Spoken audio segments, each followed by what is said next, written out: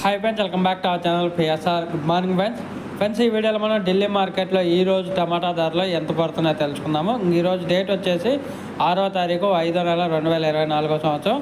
ఇక్కడ ఢిల్లీ ఆజాద్పూర్ మండీలో అయితే 25 కేజీల బాక్సులు ఉంటాయండి.